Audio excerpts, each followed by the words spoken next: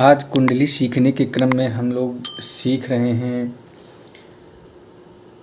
चंद्र मंगल लक्ष्मी राजयोग के विषय में। चंद्र मंगल लक्ष्मी राजयोग। आपकी कहीं कुंडली में आपने ये देखा कि आपकी कुंडली में कहीं पर किसी भाव में, किसी घर में 1 से लेकर के 12 घरों में कहीं पर भी चंद्र या मंगल की युति है।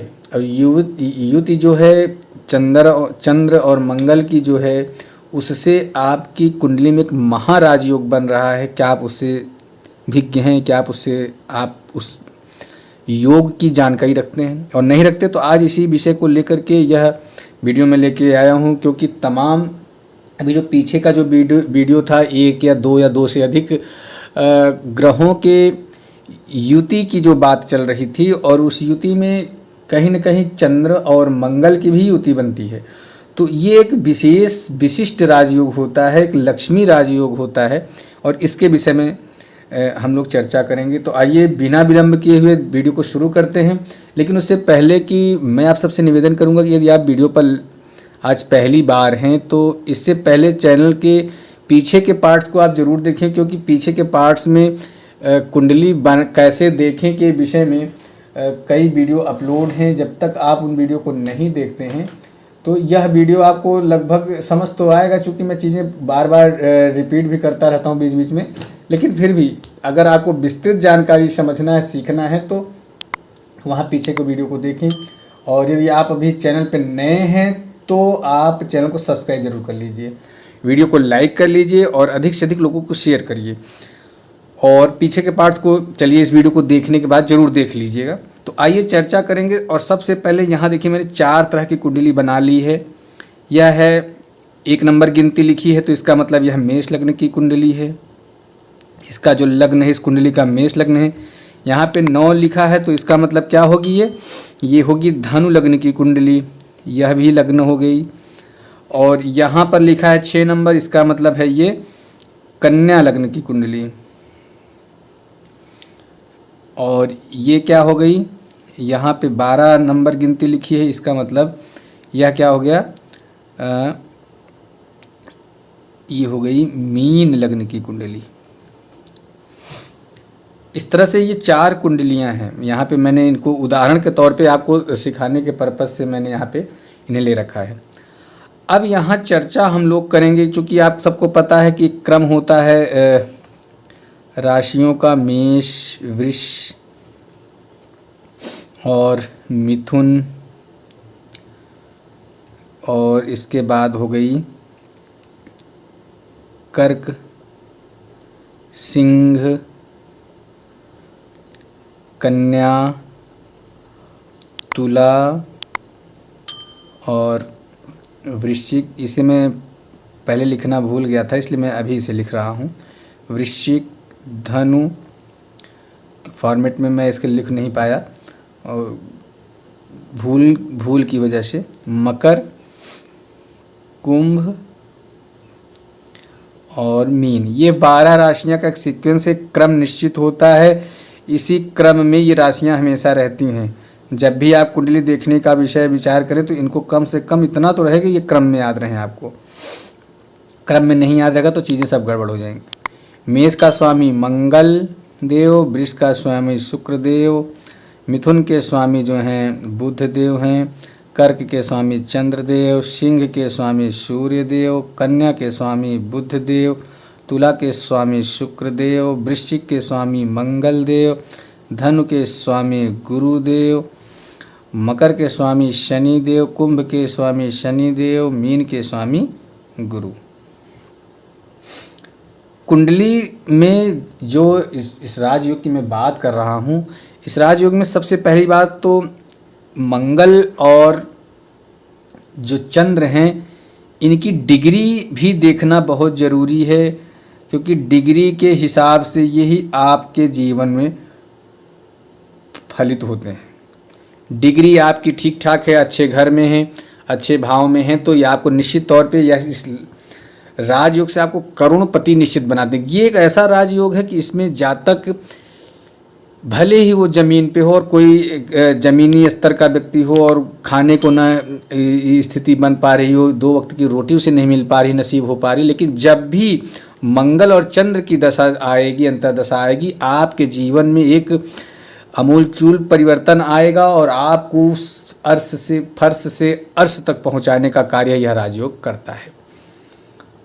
अब चूंकि मैं कुंडली को शुरू करने चला हूँ, लेकिन उससे पहले मैं ये चीज़ आपको क्लियर करूँ कि कितने लोग मुझे नहीं पता कि कितनों को ज्योतिष में भरोसा है या नहीं है और वो उस विषय को समझते हैं कि नहीं समझते, लेकिन फिर भी ज्योतिष एक पूर्ण रूप से विज्ञान है, एक खगोल शास्त्र है।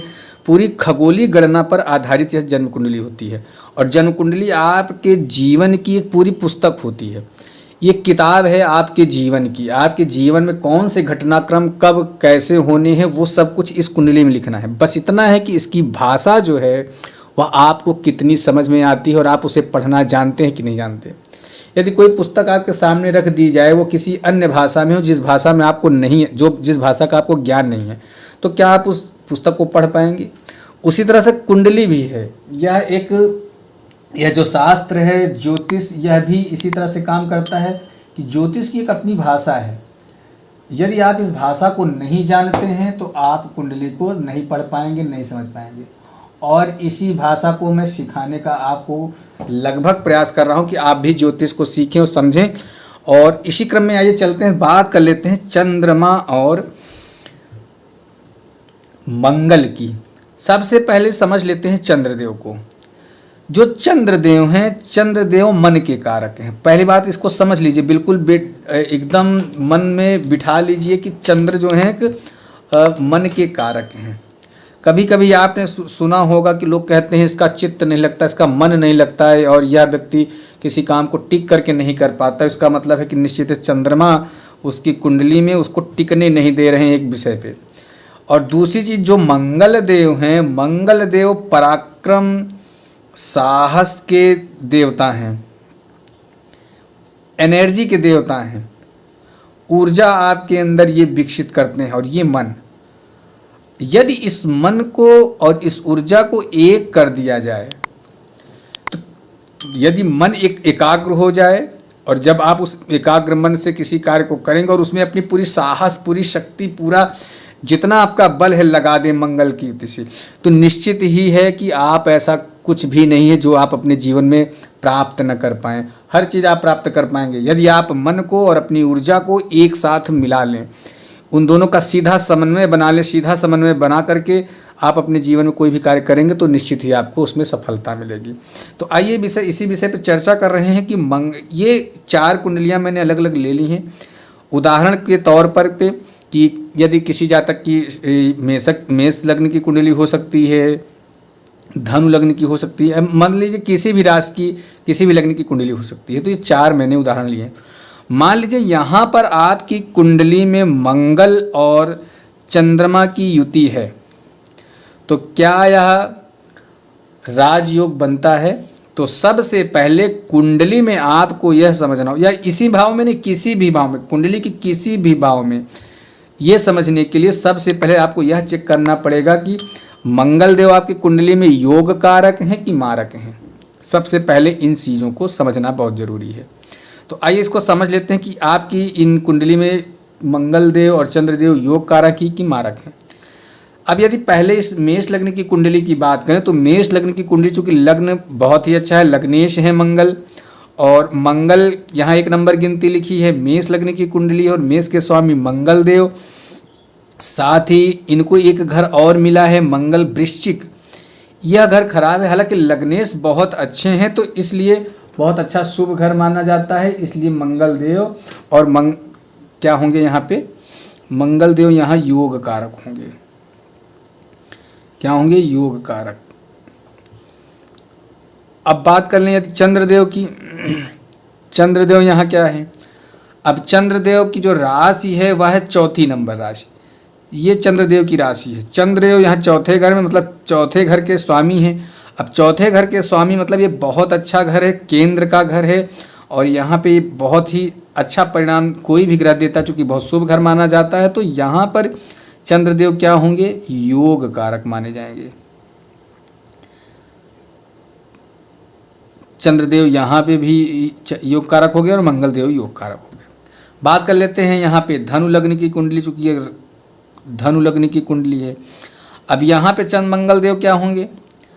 अब यहाँ पर मंगल देव को जो घर मिला है, एक नंबर ये बहुत अच्छा घर है, विद्या का घर है, चूंकि त्रिकोण से संबंधित घर है। और दूसरा घर यहाँ पे भी है 12वां घर मिले, तो अष्टम द्वादश थ्योरी के अनुसार ये खराब घर है। यहाँ पे इस खराब घर, चूँकि 6 8 12 बहुत खराब घर माने जाते हैं, लेकिन चूँकि एक घर इन्हें यहाँ बहुत अच्छा मिला है और वो भी त्रिकोण का मिला है, तो इसलिए यहाँ मंगल देव क्या होंगे? कारक होंगे। मंगल देव यहाँ क्या होंगे? कारक होंगे, योग कारक होंगे। इसको इस तरह से लिख लीजिए, योग कारक, योग कारक। ये समझने के लिए मैं लिख रहा हूँ। अब बात कर लें यहाँ चंद्रदेव की। अब चंद्रदेव को कौन सा घर मिला? चूंकि चंद्रदेव चौथा घर, चौथे के स्वामी मतलब कर्क के स्वामी हैं, कर्क के स्वामी हैं चंद्रदेव।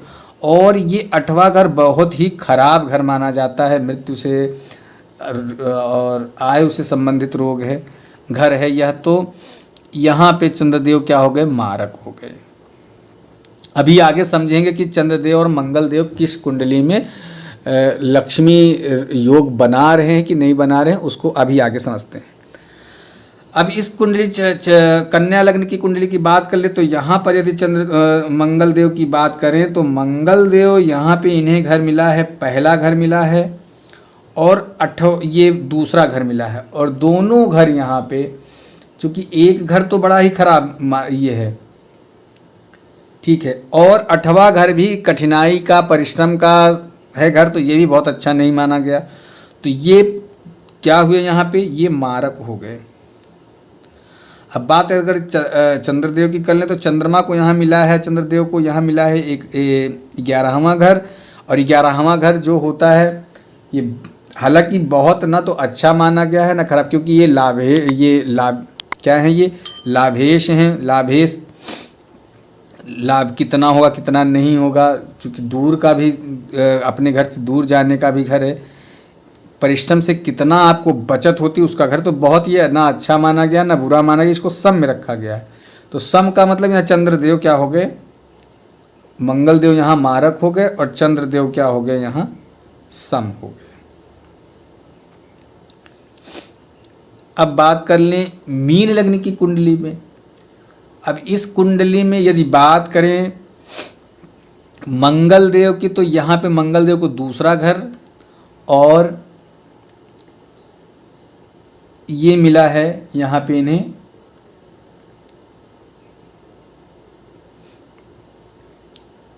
नौवां घर। दूसरे और 9वें घर के स्वामी हैं मंगल देव। तो यहाँ पे ये बहुत अच्छा घर है, लेकिन यह भी अच्छा घर है। अब यहाँ पे मंगल देव क्या हो सकते हैं? यहाँ पे मंगल देव होंगे क्या? योग कारक। क्योंकि दोनों घर अच्छे हैं, दोनों घर में वो अच्छा प्रभाव करेंगे, तो ये क्या हो गए? योग कारक। अब बात कर लें यदि चंद्रदेव की मन की आपकी बात कर लें, ऊर्जा तो मिल गई, अब बात मन की कर लें। तो मन की यदि बात करें तो यहाँ पे चंद्रदेव को कौन सा घर मिला है? चौथा घर, विद्या का घर मिला है। ये भी बहुत अच्छा घर माना जाता है। तो यहाँ पे चंद्रदेव भी क्या हो गए? योग कारक हो गए। अब ये तो कुंडली आपकी हो गई, योग कारक और मारक हमने परख लिया। अब चर्चा हम लोग कर रहे थे यहाँ पे मेष लग्न की कुंडली में यदि मंगल और चंद्रमा यहाँ पे साथ में बैठे हैं, तो चूंकि मंगल खुद की राशि में बैठे हैं और चंद्रदेव, और दूसरी एक चीज़ और ये समझ लीजिए कि इनकी डिग्री किस हिसाब से, फल उसी हिसाब से। डिग्री बहुत ज़रूरी है दोनों ग्रहों की देखना, क्योंकि डिग्री अगर कम या ज़्यादा हुई तो उसी हिसाब से ये आपको फल भी देंगे, क्योंकि डिग्री के अनुसार ही। और डिग्री अगर यदि आपकी कम है कुंडली में, तो उसके रत्नों को पहन करके आप उनकी डिग्री को इंक्रीज कर सकते हैं, या उनके बीज मंत्रों का जप करके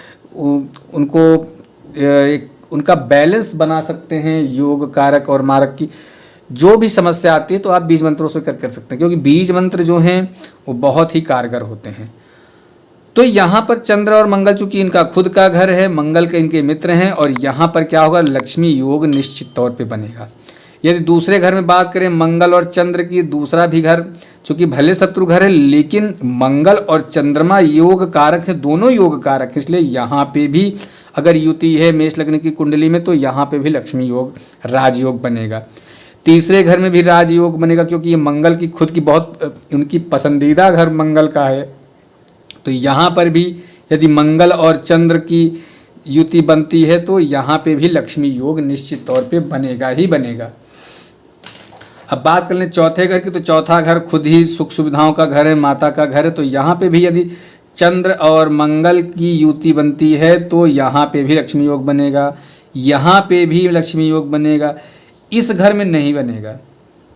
छठवें में चूंकि ये खराब घर माना जाता है, रोग ऋण का घर है, कर्ज का घर है, तो यहाँ पर शत्रु का घर है तो यहाँ नहीं बनेगा। इस घर में बनेगा मंगल और चंद्र योग, यहाँ पे बने। इस घर में भी नहीं बनेगा क्योंकि ये भी बहुत खराब घर माना जाता है।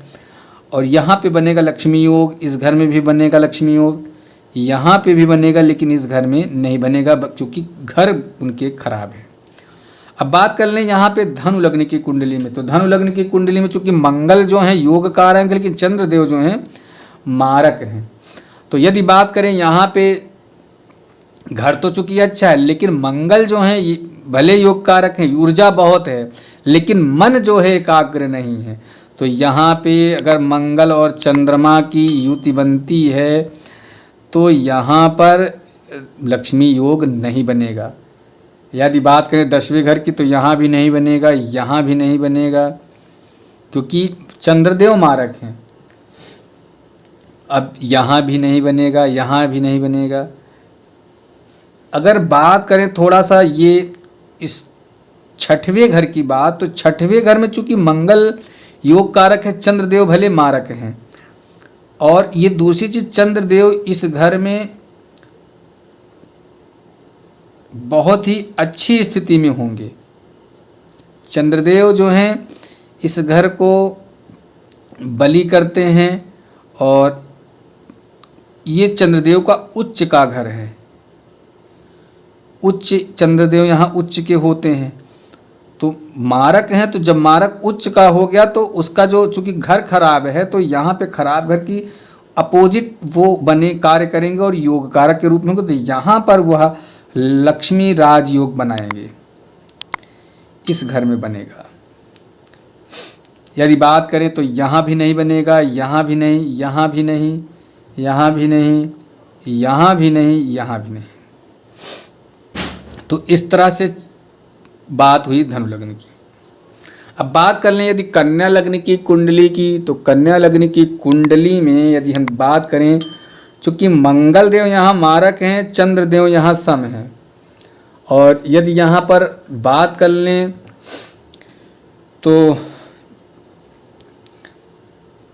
इसमें ये जो पांचवा घर है चूँकि यह मंगल देव की उच्च की राशि है और यहाँ पर मंगल देव और चंद्र देव की जो युति है, मंगल और चंद्र की जो युति है यहाँ पे लक्ष्मी योग निश्चित तौर पे बनाएगी।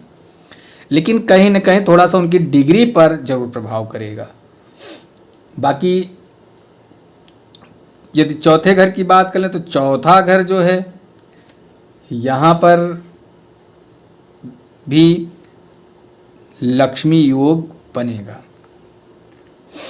बात कर लें यदि मीन राशि की, अब मीन राशि में चूंकि गुरु का घर है ये और मंगल भी योग कारक हैं, चंद्रदेव भी योग कारक हैं। यदि यहाँ मंगल और चंद्र की युति बनती है तो चूंकि गुरु का घर है, अच्छा घर है, तो यहाँ पे लक्ष्मी योग बनेगा, यहाँ पे भी लक्ष्मी योग बनेगा, इस घर में भी लक्ष्मी योग बनेगा, यहाँ भी। इस घर में नहीं बनेगा क्योंकि छठवां घर खराब घर माना जाता है, यहाँ पे लक्ष्मी योग नहीं बनेगा।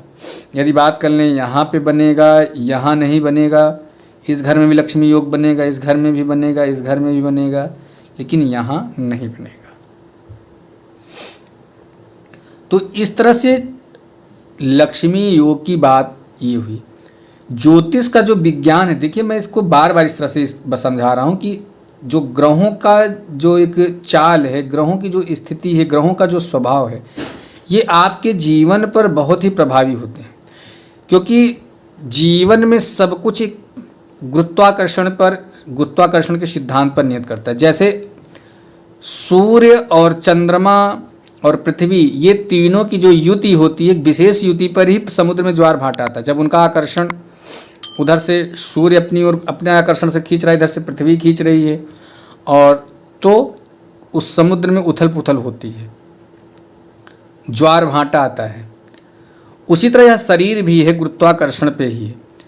जब ग्रहों की जो डिग्री, ग्रहों का जो कम ज़्यादा होना, वो हमारे शरीर में एक, जब उनका कम्युनिकेशन बनता है और उनका जो ग्रेविटी होती है वो हमारे शरीर में जब प्रभावी होती है, तो हमारा शरीर एक तरह का एक हार्मोन्स रिलीज करता है। जो हार्मोन्स जो होते हैं वो हमारे शरीर में एक विशेष क्रिया करते हैं, और इन्हीं हार्मोन्स को हमें कैसे अपने जीवन में इंक्रीज़ करना है, कैसे डिक्रीज़ करना है, ये कुंडली और इन ग्रहों की स्थिति और उन्हीं के लिए बना हुआ है दान। उन्हीं के लिए करते हैं हम लोग बीज मंत्रों का जप, और इन्हीं के लिए हम लोग प्रयोग करते हैं रत्नों का। चूँकि रत्नों का, अब दूसरी चीज़ ये है कि कुछ लोग कहते हैं कि कैसे, माने हमें भरोसा नहीं। अब साइंस इतना प्रोग्रेस कर चुका है कि हर चीज़ की एक डिवाइस आने लगी। यदि आप मंत्रों का जप करते हैं या आप मेडिटेशन करते हैं, देखिए जिनकी भी कुंडली में मंगल, में बार बार कहता हूँ, मंगल और चंद्रमा के कारक के लोगों को, जिनकी कुंडली में मंगल और चंद्रमा की स्थिति कुछ ज़्यादा ही प्रभावी है, उन्हें मेडिटेशन से जरूर जुड़ना चाहिए। चाहे वो योग कारक हो अथवा मारक हो, तो उन्हें मेडिटेशन जरूरी है, ध्यान जरूरी है।